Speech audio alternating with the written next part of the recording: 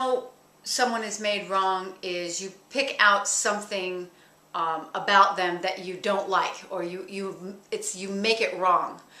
For instance, I might see you and say, "Hey, hi, I like your shirt," and then you'll feel that lift. "Oh, well, thank you." And they'll say, "Well, where'd you get it?" And you'll say, "Oh, I got it at Mervyn's." And I'll say, "Mervyn's? Ew."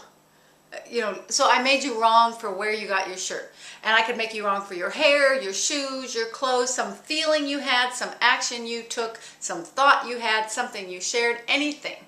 You shouldn't feel like that. Oh, why that? Why this? It's just pointing out and making people wrong for their decisions, for anything, for what they look like, anything. That's what wrong is, and that drains people's energy when we do that to each other. Second one is ignore. So it could be ignore, like someone's talking to you and you're looking at your watch and you're looking away and you're not giving them any of your attention. So you're just ignoring them. And that is draining, to be ignored. Have you ever noticed when you're in a conversation with someone and you don't feel like they're really listening, they're not with you, so you don't talk as well, you feel a little uncomfortable because you're not sure if they're actually with you or not. But then when you speak to someone who's really with you and they're letting you know that they're with you, you feel good, you're on a roll, you can speak, you feel confident. So ignore is when someone doesn't give you that attention and let you know that they're really listening. There's a second piece to ignore, and that is when someone, when there's something going on in a relationship for you and you don't talk about it, you don't say anything about it, but you're holding it inside and you're not giving the other person the benefit of the doubt that that you can talk about it and that you can work it out. So you're ignoring something that's going on for you, and that actually creates a bigger wall in your relationship. It takes you away from your partner.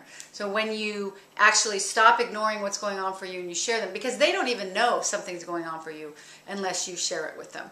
So that's the second part to ignore. The third one is poor me. And poor me is that victim state where, my neck hurts and my back hurts and my car broke down and everything's going wrong and the bank didn't charge me extra money, and someone who's always complaining about something. That's someone who chooses the poor me way. Let me just mention it. When people are using these draining energies, it's their way to get attention, and we all do it from when we were kids. It was our way to get attention. Some people use wrong, some use ignore, some use poor me, and some use threat. So poor me is that victim thing. It's not that a person is a poor me. It's just that the actions or the behaviors that they're taking in any given moment is that of a poor me, someone who's always the victim. Like, I could buy you flowers, and if you were a poor me, you'd say, "These remind me of my grandmother's grave. You're so insensitive." So it's that person who's always making up that people and things are hurting them and that they're the victim of everything.